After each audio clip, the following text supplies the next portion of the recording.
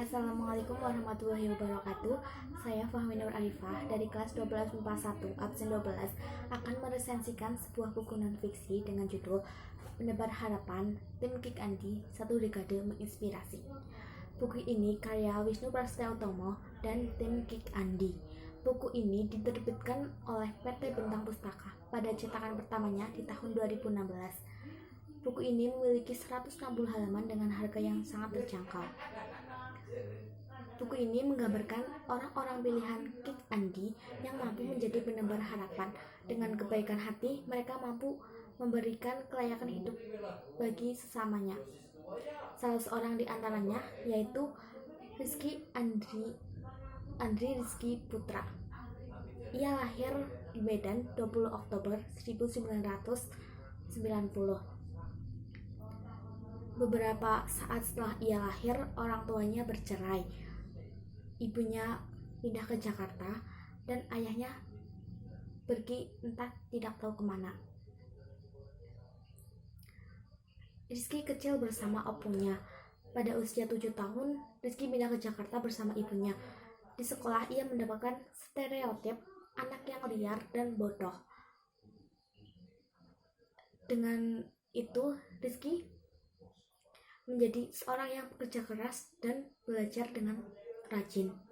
Kerja kerasnya membuahkan hasil. Rizky mampu lulus dengan nilai yang sangat memuaskan.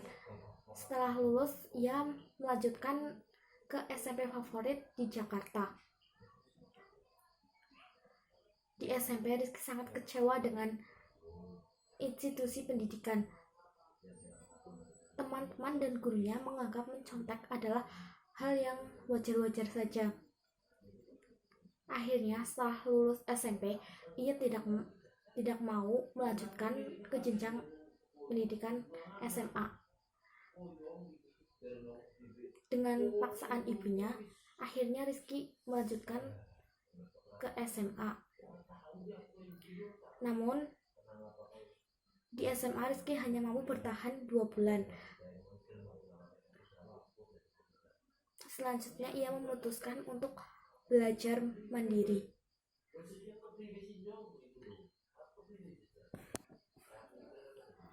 Meski awalnya optimis, lama-kelamaan Rizky menjadi depresi. Akhirnya Rizky melanjutkan pendidikannya ke paket C.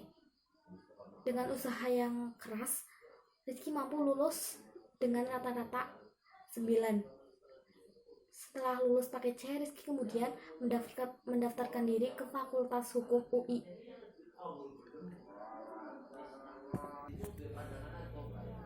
Di UI, Rizky diterima dengan beasiswa.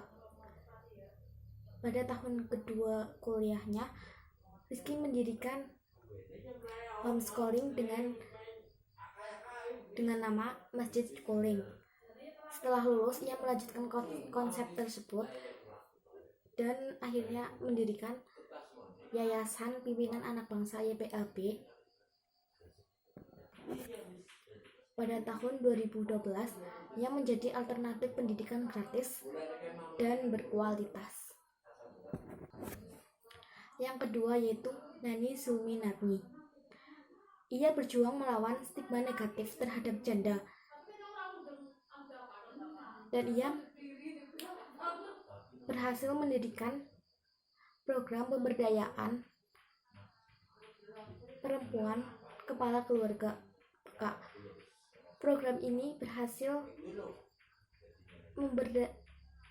memberdayakan 25.000 rumah tangga di 19 provinsi di seluruh Indonesia. Yang ketiga yaitu Paulus Wiranto. Perjuangan Paulus Wiranto yang ingin membantu dan melindungi sesama manusia yang sangat tidak beruntung. Ia berhasil mendirikan panti asuhan yang diberi nama Yayasan Mercy Indonesia dan Women Rescue. Yang keempat yaitu M. Saleh Yusuf atau yang disebut dengan Alan. Ia adalah seorang supir bus dengan perawakan yang sangar.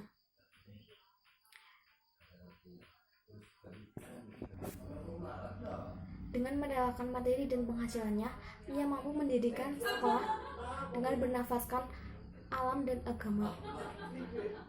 Ia merangkul 100 anak dan menghidupi guru yang satu visi dengannya. Yang kelima yaitu Dr. Haris Nasution. Ia adalah seorang dokter sekaligus penyuluh, menerobos sampai akar permasalahan kesehatan masyarakat dengan mendirikan koperasi untuk orang yang tepat, berefek pada meningkatnya kesejahteraan dan angka kesadaran kesehatan masyarakat. Yang keenam yaitu Asnat Bell. Asnat Bell adalah potret guru yang kerap disebut pahlawan tanpa tanda jasa yang sebenar-benarnya, yang senyata-nyatanya. Perjuangan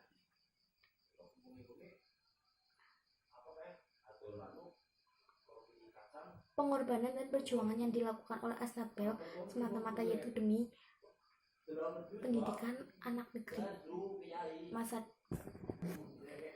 Yang ketujuh yaitu Miswan Edi Susanto. Miswan Edi Susanto adalah seorang yang gigih dan kerja keras. Ia mampu menghasilkan listrik melalui mikrohidro dan mikrohidro yang bisa dimanfaatkan banyak orang di Kanyong. Yang terakhir yaitu Apriliani Safa Marwaning Tias. Ia adalah seorang siswa dari SMP PGRI 2 Kayen yang berhasil meneliti kelotok randu yang dirubah menjadi biofungisida yang dapat digunakan untuk mengendalikan hama dan penyakit pada tanaman. Kelebihan dari buku ini yaitu cover yang sangat menarik. Dalam cover ini terdapat orang-orang yang akan diceritakan dalam buku ini.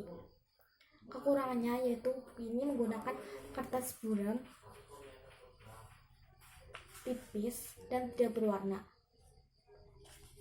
Terima kasih. Sekian yang dapat saya sampaikan. Mohon maaf bila ada kekeliruan dalam menyampaikannya. Wassalamualaikum warahmatullahi wabarakatuh.